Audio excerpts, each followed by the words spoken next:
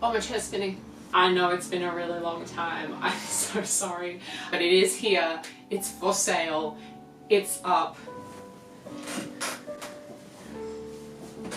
I love this skirt. I have just finished the tutorial, so that is what we're about to get into. It just goes through a step-by-step of how to use the pattern, how to make this skirt. But hopefully, even if you don't have the pattern or if you just need some kind of general direction, this can be of use to you guys. These steps can really be applied to any similar sort of pattern to this. It's based off 19th century petticoats, so it's not meant to be historically accurate. With my work, I'm never really striving to do historical pattern recreations or to do something that is completely accurate to a certain period. It's more being inspired by these really beautiful things from the past and then retranslating them into something that I want to wear today. I wear this skirt all the time, so I hope you guys like the pattern. I hope you find this tutorial useful. Let's just get straight into it because it's been long enough. So starting with all of the pattern pieces cut, the instructions on how to do this are in the pattern. So I have back pieces, front pieces, all of the ruffle pieces cut, and the contrast binding pieces cut and pre-pressed as well. So we'll start with the front. And the thing with this pattern is it comes together really quickly, but the thing that takes the most time is putting on these colored strips, the contrast strips. So you can see here, I'm working on a half pattern. I'm using some of the older pieces. The full pattern has the double width, so you'll be able to see all these pieces. And I am just aligning these. The thicker ones go with the thicker stripes and the thinner ones with the thinner stripes. I am using striped fabric, so my job of lining these up is super easy. I can just make sure they're lined up at the bottom and follow that same stripe all the way up. If you don't have striped fabric, you can still do this method. You just have to be careful, probably lining them up at the top and the bottom and just checking in a few places to make sure you haven't kind of veered too far off grain. And you just repeat this step for every single pattern piece. This pattern comes together so fast, and if you don't put these stripes on, this is very easily a one-day project. But making these strips and applying them to the pattern pieces does take a long time. I think it took me a whole day to make all of the strips, and then it took me a whole day to add them to all of the panels of the pattern. So it does take quite a while. It is an investment of time, but it is so worth it. I think it looks so effective when you're done. The other thing I want to say, guys, is I am sorry there is a bit of crazy lighting. There have been some crazy technical issues filming this tutorial and getting it out and getting it on YouTube. But hopefully you can still see what I'm doing. Hopefully everything is still really clear. So you can see I have pinned all of these strips on, and I do this across every single panel as I go. My piece of advice would be to leave a little bit of overhang at the top and the bottom of every strip, just because the fabric might stretch a little or the binding might condense as you're sewing it, and you'd rather be able to just trim off a little bit of excess at the top and the bottom than find yourself a little bit too short. So I am doing that again. I've done my front pieces. I'm doing it again with my back pieces, doing the same method of lining them up at the bottom and following a stripe all the way up. I will say this is a lot easier if you use a stripe or a checked fabric. So the difference with the back pieces, they're a lot wider and they have a straight grain at the back instead of swung outside. And the other thing to keep in mind is because they are not symmetrical like the front pieces, is you will need a right and a left side. So the easiest way I found is to flip the pattern over and transfer those marks of where the binding needs to go, where the contrast stripes are going to be applied, and just copy those through the paper. My printer paper is quite thin, so I can see that quite easily, but you can lay the paper against a window if you need a little bit of help. And then that way, when you lay your pattern down on your pattern pieces, you can still see where you're meant to be applying that binding. The only pieces that we assemble before we apply the binding are the ruffle pieces. So you can see here I've got individual ruffle pieces, and those need to be sewn edge to edge, so short edge to short edge. So attaching them right sides together and making one really big loop of ruffle. So these ones are great because the selvage edge to selvage edge, you don't need to overlock or refinish those hems. I just press them open and leave them as they are. They're a bit fuzzy, but they're not going to fray. It's good to do that before you apply the binding because some of the binding pieces go over the seams, so you won't be able to apply them as easily. Once you have one really, really big long ruffle, I don't sew it into a loop yet. It's easier to do all of the contrast stripes while it's flat, so leave the two ends open. And the easiest way I found to do this is to apply your contrast strip, lining it up with the first one, line it up with the second, trim off your excess, and then shift it over. Align it to the first, and then you can see exactly where your next piece needs to go. And you can just repeat that, shifting it over, lining up your next piece, pinning it in place, trimming it down, and then shifting the whole thing over again. And just doing that until your entire ruffle is cut.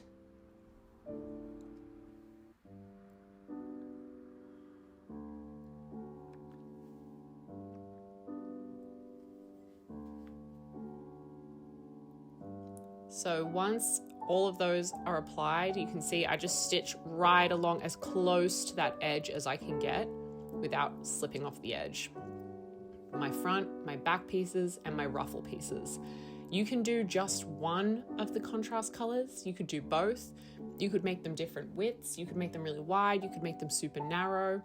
This is a really adaptable pattern. I'm following it exactly as it is and as the piece that I made that everyone loved so much. I'm making it exactly the same as that so that you guys can make that same piece. So I have a wide contrast strip and then a very narrow one that I apply along the edge of every second piece of binding. This is easier because you already have those lines laid out for you. So you just edge stitch all the way along, applying those there. And then after you've done that is when I would advise finishing your seams. So you can see here there's a bit of overhang where the contrast stripes are just cut off flat. You can just cut these off, and then I have overlocked them. If you don't have an overlocking machine, you can use a zigzag stitch if you have a domestic sewing machine. You could bind these edges, or you could French seam this together. French seaming it together would be a lot of work, but it would be possible. Then once those edges are all finished, then we can start constructing the skirt. This is where it starts to fly by. So you have 3 front panels and we are going to attach these right sides together. The important thing with attaching these is that to form those chevrons on the side, you want to make sure you have attached your binding pieces, your contrast stripes, in exactly where they are on the pattern, or they might not mirror perfectly. And then when you're attaching your pieces together, when you're pinning, you probably want to pin through and check that it's matching the right spot on the back side of the pattern, so that the red stripes meet the red stripes and the white stripes meet the white stripes, so that you can see here when you flip it out, you get those nice, neat chevrons. But that comes just from checking the seams as you go, going slowly and prioritizing matching up those lines and those stripes. And remember, when you're trying to match them up, you're not matching them up at the edge, you're matching them up at the 1 centimeter mark, because that is where the seam allowance on this pattern is. If you match them up on the edge, they will be offset by the time you get into 1 centimeter. And here you can see I've finished sewing together my 3 front panels. And then after doing this, it's time to apply the back panels so that we can close this skirt up. So here we have a right and a left back panel. We can tell which one is which because the center back is a straight line and the side seams are on an angle, just like the front. So the center backs go together. and the angled side seam, again creating those chevrons just like on the front. So we're attaching those right sides together, and same thing again, just being really careful to line up the contrast stripes, checking that they're matching at the 1 centimeter mark at the seam allowance, and sewing them right sides together. So we'll do that on the right, and then we'll go back and do it on the other side so that we have 2 straight seams in the center back.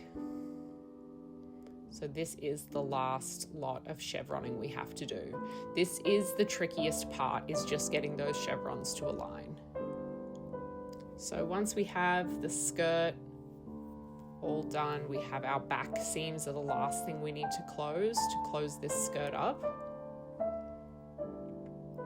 Is we want to fold the whole skirt in right sides together and align our back seams. So you have one long straight edge in the back. And then with your pattern piece, you can see there's a notch where the placket ends, where the placket starts. So you want to pop a pin in the bottom of that notch and then sew from the notch down to the bottom of the skirt at 1 centimeter. And then we're leaving that top part open because that is where we're going to put our placket in later. So starting from the notch and sewing all the way down to the bottom and pressing it open. Then we want our placket piece. This one we don't need to pre-finish because all the edges are going to be hidden. And that goes around that opening that we've left in the center back. So starting on one side, the way that you apply this placket is starting with aligning the edges together, because we're going to sew at 1 centimeter, but as we get down to the bottom, we want to pivot the edge of the placket out so that we're only just catching a few millimeters of it at the very bottom where the seam meets, where the center back meets. So you can see that they're not even. The placket is twisting out. When you're sewing it, you want to make sure you're not getting your seam allowance tangled. And you want to start at 1 centimeter and stitch.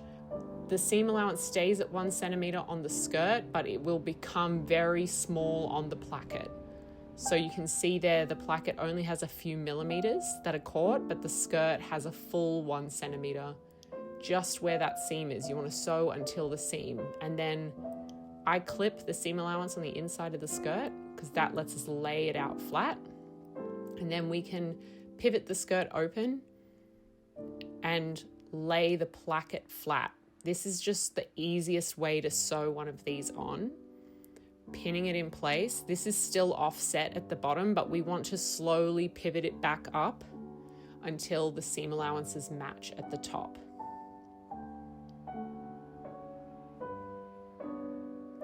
So once again, sewing from that same spot, it'll only be a few mil on the placket, but it will be 1 centimeter on the skirt side. So you can see that difference where those are aligned. Sewing from the same spot, careful not to catch your seam allowance, all the way up to the top, 1 centimeter on the skirt side. So now the placket is attached all the way along. And there you can see the seam allowances on the inside. We want to press those over into the placket. So on both sides, it's easiest if you just lay it out flat on the ironing board and press these into the placket side, away from the skirt. So this just preps us to do some understitching, which will help hold that seam allowance and make the placket sit flat on the underside of the skirt without peeking through or rolling out to the front. So understitch your seam allowance to your placket side. And that is where you just stitch the seam allowance down onto the placket, a mil or two away from the edge. And then we want to press the other edge, the free edge of the placket, we want to press that in 1 centimeter as well. So there you can see that's been pressed in, and that just preps us to be able to fold this over again and hide all of our raw seams on the inside. I will go along and I will pin this just folded in half so that I'm not trying to do the tricky pinning while my placket's shifting around. But we're going to stitch in the ditch for this. So grabbing a pin and pinning through the seam allowance where the placket is sewed to the skirt, and that should catch just the edge of the folded placket. So you can see there where it's been folded over. You want to pin so that you catch just that edge, because we're going to stitch through this exact same line, so you can't see any more stitching from the outside, but it will catch that placket edge on the inside, keep all of your seams clean and keep all of your raw edges hidden. So pinning all the way along that seam.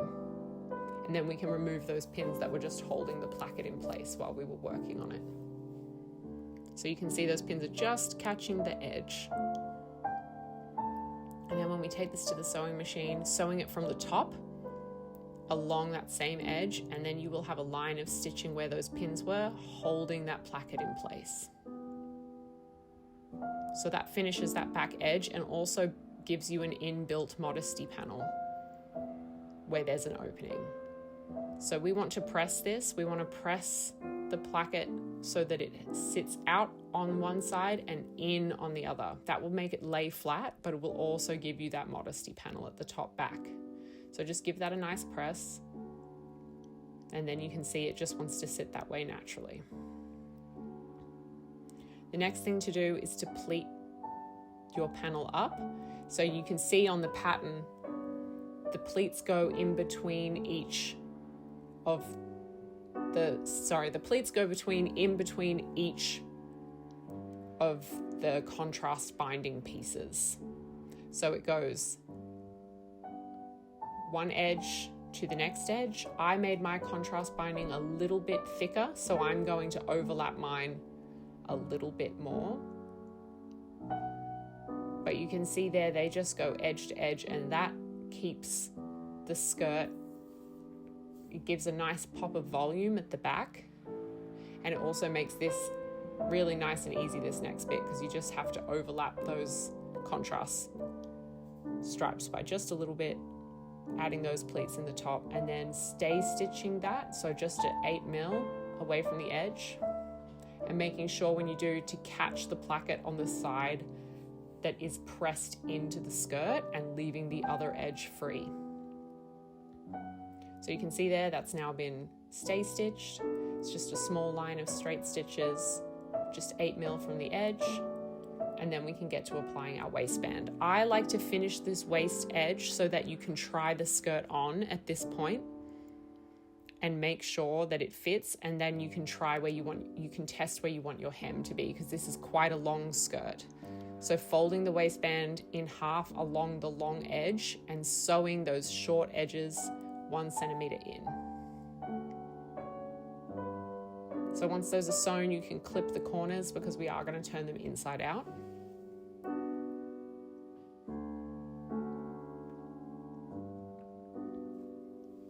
And then you can press those as well if you need to. If you have a nice, easy to work with cotton or linen, you may not need to press those. You might be able to just give them a finger press, but this cotton was quite stubborn. So I just pressed it open, and then you can flip that small seam back out to face the right way, so you have a nice, neat, finished edge. And do that on both sides.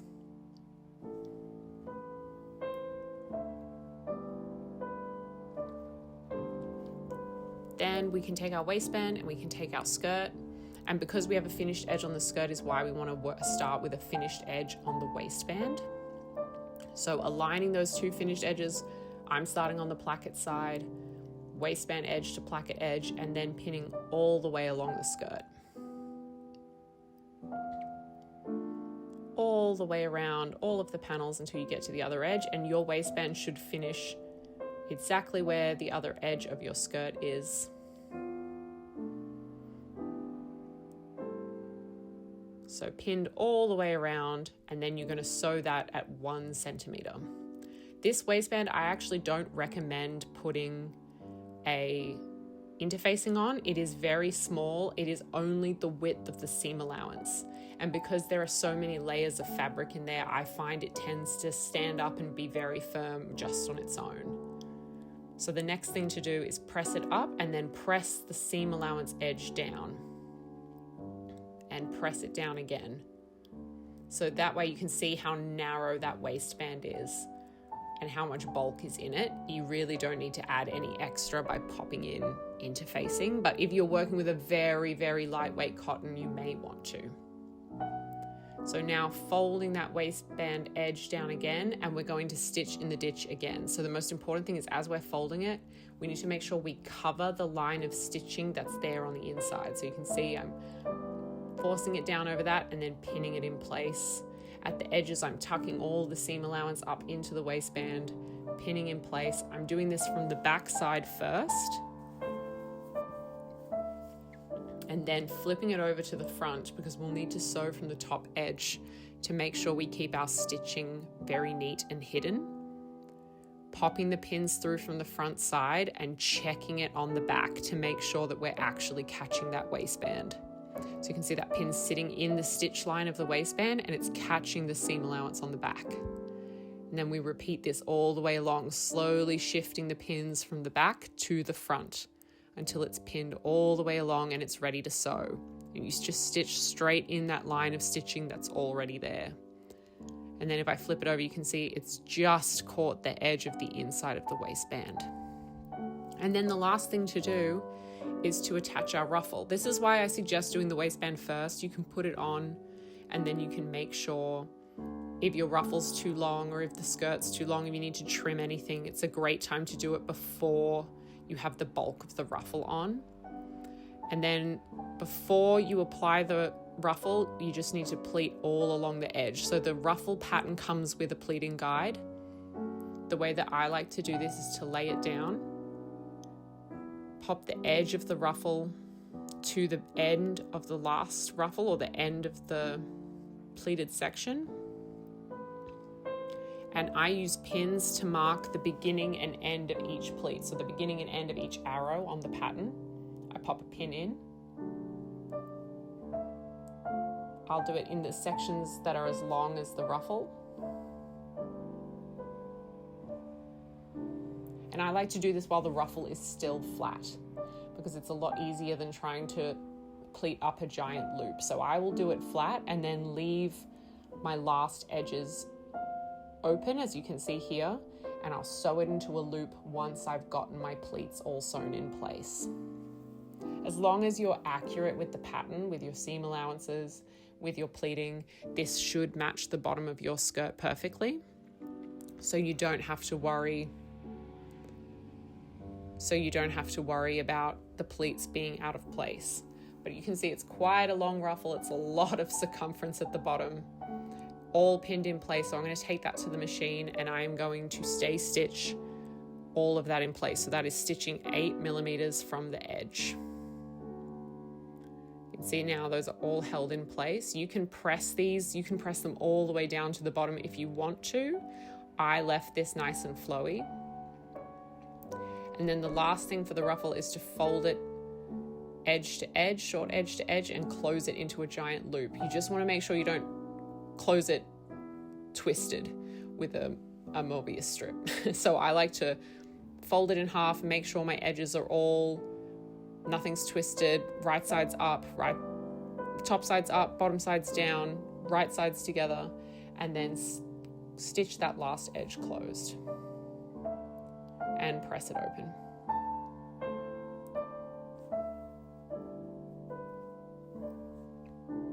Then we have one big loop of ruffle that's ready to be attached to the bottom of our skirt. So you can see it's a big old circle there. And then we're going to get the skirt, get the bottom edge of the skirt. I like to start from the center back, but you can really start from anywhere, and then right sides together, attaching these. So the ruffle goes onto the bottom and you just pin all the way around. If you do have any excess, you can add a couple of extra pleats. But as I said, as long as you're very attentive and very accurate with your seam allowances and with your pleats, these should align perfectly. So there they are, right sides together, everything's aligned. Then you can take this to the machine and sew these together at 1 centimeter all the way around that bottom edge.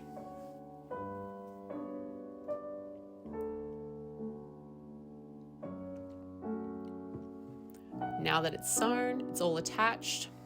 You can see it's very big at the bottom. And here you'll just want to press your seam at the top down, and while you're over there, it's a good idea to press your ruffle up. Press the hem of your ruffle up, and because it's so big and this cotton was a little bit stubborn, I did pin as I went. The designated seam allowance on this pattern is 3 centimeters at the bottom, but you may want to try this on and just check that is the right length for you. It's a very long pattern. It's meant to be a maxi skirt. And then I have just top stitched this on the machine, but you could hand stitch it. You could use a blind hem stitch, whatever is available to you. Finish that hem. And then the very last thing is attaching a hook and eye or a dress hook. I would recommend a skirt hook. I have lost my last hook. I only have a bar left. So I'm just using a hook and eye at the top of this pattern.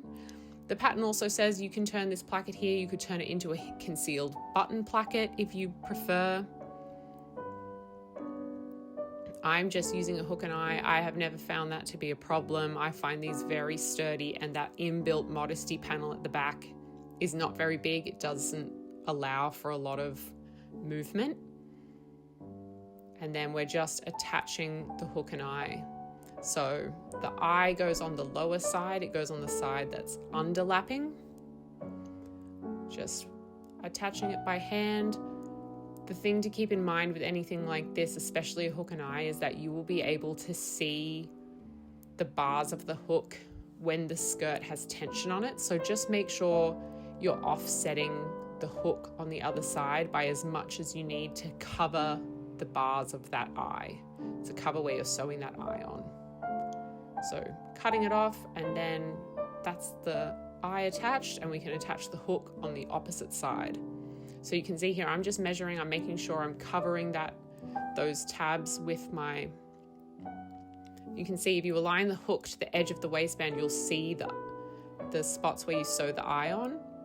So I'm pushing back my hook from the edge of my waistband and sewing it on place with a little bit of overlap left, just so that when you attach them together, you can see here when you hook them, when you pull, you can't see any of that eye peeking out. And that's it. So this is the size extra large I made for my cousin Matilda, which she is modeling for us now. It looks so good. I'm so happy with it. The contrast chevron stripes look amazing. She wanted it in blue and red as well. And then there's my skirt as well, which was the original one that you all loved so much. Thank you so much for your patience. I hope you love the pattern.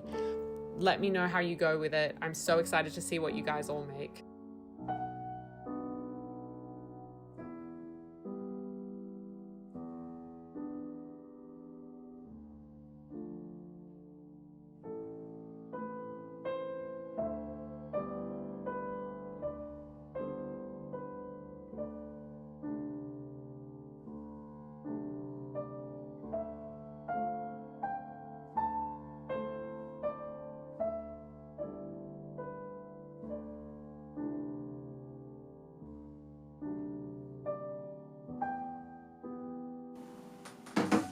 Also, I cut my fringe a little bit shorter. Do you guys like it?